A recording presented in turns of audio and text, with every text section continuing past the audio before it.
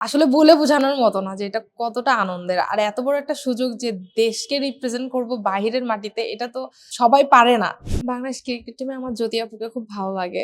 Match খেলছি, উনার সাথে ক্যাম্প করতেছি। উনার থিংকিং গুলোই অন্যরকম। যখন খেলাধুলা শুরু করছি, নট অনলি পাড়া প্রতিবেশী, আমার ফ্যামিলি থেকে আম্মুকে অনেক কথা শুনতে হয়েছে। টার্গেট থাকবে যে নট অনলি কোয়ালিফাই করা, ১ নাম্বার টিম হয়ে দেশে ফেরা। ড্রিম যেটা যে আমি বিশ্বের ১ নাম্বার ব্যাটার উইকেট কিপার হিসেবে নিজেকে দেখতে চাই। তো তখন ডেডিকেশন ছিল যে যেহেতু 19 থেকে বাদ পড়ছি, আমি এমনভাবে প্র্যাকটিস করবো, এমনভাবে নিজেকে তৈরি করবো যাতে ওয়ার্ল্ড কাপের জন্য আমাকে কোনোভাবে বাদ না দিতে পারে। দর্শক, বাংলাদেশ জাতীয় নারী ক্রিকেট দলে যে টিমটি রয়েছে সেখানে অন্যতম কিছু মুখ স্থান পেয়েছে। তার মধ্যে জুয়াইরিয়া ফেরদৌস জয়িতা অন্যতম।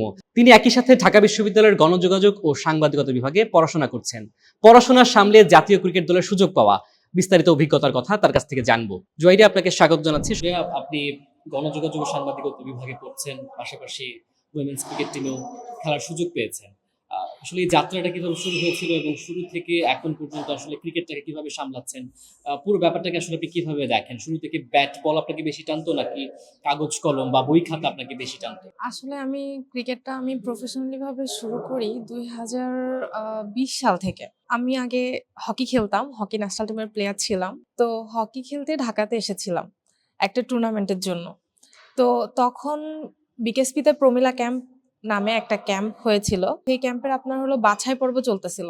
আম্মু বলল যে, "জয়িতা, তোর তো অনেক স্বপ্ন ক্রিকেট খেলার। তো যেহেতু এত বড় একটা ফ্যাসিলিটিস, এত বড় একটা ক্যাম্প, বিকেএসপিতে ক্যাম্প করার সুযোগ, তো তুই একটু যেয়ে ট্রায়াল দেখতে পারিস যে কি হয়?"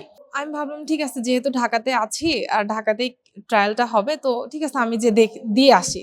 পরে বিকেএসপিতে গেলাম ট্রায়াল দিতে। তো আল্লাহর রহমতে সেখানে আমি আ তখন ২০০ জনকে সিলেক্ট করা হয়েছিল ক্রিকেটে। তো তার মধ্যে আমি সিলেক্ট হই। ফার্স্ট ক্যাম্পটা হয়েছিল ৬ মাসের জন্য। তো ৬ মাসের ক্যাম্পে ১০০ জনকে ডাকা হয়েছিল। সেই ১০০ জনের মধ্যে আমি ফার্স্ট ক্যাম্পে আসি। ওখান থেকেই আসলে আমার ক্রিকেটটা ক্রিকেটের ফোকাস বলেন, ক্রিকেটটার যাত্রাটা ওই ক্যাম্প থেকেই শুরু হয়েছে। ওই ক্যাম্পে আমি ৬ মাস ক্যাম্প করলাম। ক্যাম্প করার পরে তারপর আমি ফার্স্ট ডিভিশন খেললাম। ফার্স্ট ডিভিশন খেলার পরে ফার্স্ট ডিভিশনে আমি সেকেন্ড হাইয়েস্ট রানার হলাম। দেন ওখান থেকে আমি 19 টিমে কল পেলাম। তো 19 টিমে কল পাওয়ার পরে বাংলাদেশে মালয়েশিয়া আসছিল। মালয়েশিয়া টিম আসছিল, ওমেন্স মালয়েশিয়ার 19 টিম। তো তাদের সাথে ফার্স্ট আমার ডেবিউ ম্যাচ ছিল, ইন্টারন্যাশনাল ডেবিউ ম্যাচ। বিকেএসপিতেই হয়েছিল টুর্নামেন্টটা। তো ওইটার মাধ্যমেই আমার ক্রিকেটের যাত্রাটা শুরু হয়েছিল। ক্রিকেটের পাশাপাশি গণযোগাযোগ ও সাংবাদিকতা বিভাগে পড়ছেন ঢাকা বিশ্ববিদ্যালয়ে। জি। এই জায়গাটাতে আসলে দেখা যায় যে পড়াশোনার চাপটা স্বাভাবিকভাবে বেশি থাকে। সেই জায়গাটা আসলে কিভাবে ব্যালেন্স করেন আপনি? যে মাঠেও তো বেশ অনেকটা সময় দিতে হয়। মাঠে সময় দিয়ে এখানে ক্লাস, অ্যাসাইনমেন্ট, পরীক্ষা সবকিছুকে আসলে কিভাবে ব্যালেন্স করা হয়? ফার্স্ট অফ অল আমি টাইমটা খুব মেইনটেইন করার ট্রাই করি। কারণ টাইম না মেইনটেইন করলে আসলে ২ টা জিনিস একসাথে মেইনটেইন করা আসলে পসিবল না। আসলে ক্রিকেট এমন একটা গেম যে ওখানে আরকি মানে প্রচুর পরিমাণ ফোকাস দিতে হয়। সেম পড়াশোনায়ও মেক্সিমাম টাইমটা আমি প্র্যাকটিসে ফোকাস করি। বাট আমার টিচাররা, সহপাঠীরা আমাকে প্রচুর পরিমাণ হেল্প করে।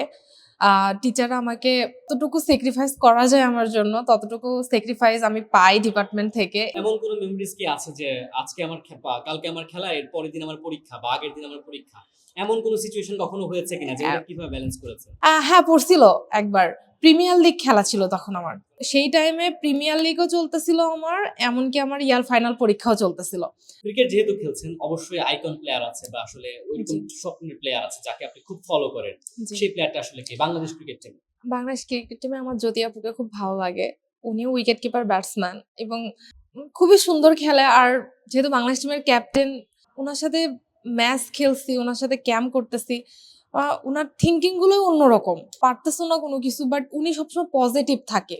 আসলে মেন্স ক্রিকেট টিমে বাংলাদেশ যে মেন্স ক্রিকেট টিম রয়েছে সেখানে এই যাবৎকালে আপনার সবচেয়ে প্রিয় ক্রিকেটার কে? মুশফিক ভাইয়া। খেলাধুলার বাইরে আপনি আসলে কাকে সবচেয়ে আইকন মানুষ হিসেবে দেখেন যার সাথে আপনার সুখ দুঃখ আসলে ভাগ করতে পারেন? অফ দ্য ফিল্ডে আপনি সবচেয়ে কমফোর্টেবল তার সাথে। সেই মানুষটা আসলে কে? আমার আম্মু।